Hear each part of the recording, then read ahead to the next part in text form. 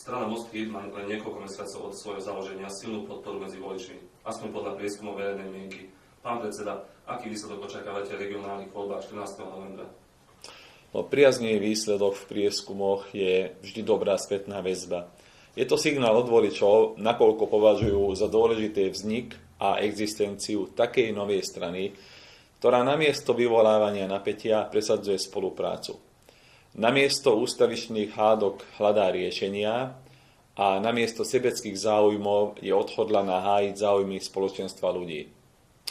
No hoci prieskumy verejnej mienky sú smerodajné predovšetkým pri parlamentných voľbách, verím tomu, čo ukazujú aj teraz, teda že budeme úspešní aj vo voľbách do vyšších územných celkov a mnohí naši kandidáti tak môžu uspieť v súperení o dôveru občanov. Kto sú tí voliči, na ktorých hlasy sa najviac spoliehate? Spoliehame sa na podporu tých voličov, ktorí považujú prácu poslancov v samosprávnych krajoch za dôležitú a prospešnú pre obhajobu záujmov obyčajných ľudí a nie politikov. Tých, čo považujú za dôležité, aby v nemocniciach a ambulanciách sa ľuďom dostala kvalitná lekárska starostlivosť. V stredných a odborných školách prebiehala taká kvalitná výučba, ktorá žiakom zaručí, že sa nestratia na trhu práce. Aby sa sociálna starostlivosť stala dostupnou pre tých, čo sú na to odkazaní. A v neposlednom rade, aby sme si našu kultúru a tradície vedeli nielen uchovať, ale aj rozvíjať. Pán predseda, čo by ste odkázali tým, čo sa ešte nerozhodli, či vôbec pôjdu voliť 14. novembra?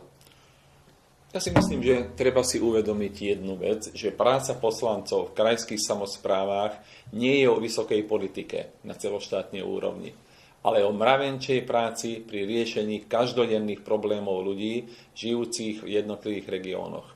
Aj preto nie je vôbec jedno, akí kandidáti sa dostanú do krajských samospráv. Veď mnohým nejde o nič iné, len o vyvolávanie zbytočných napätí a vášní a presadzovanie vlastných záujmov na úkor poctivej práce v prospech občanov a ochrany ich záujmov.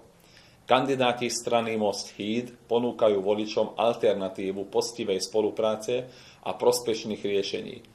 Ponúkame vám tento program a žiadame o podporu pre našich kandidátov. Ďakujem.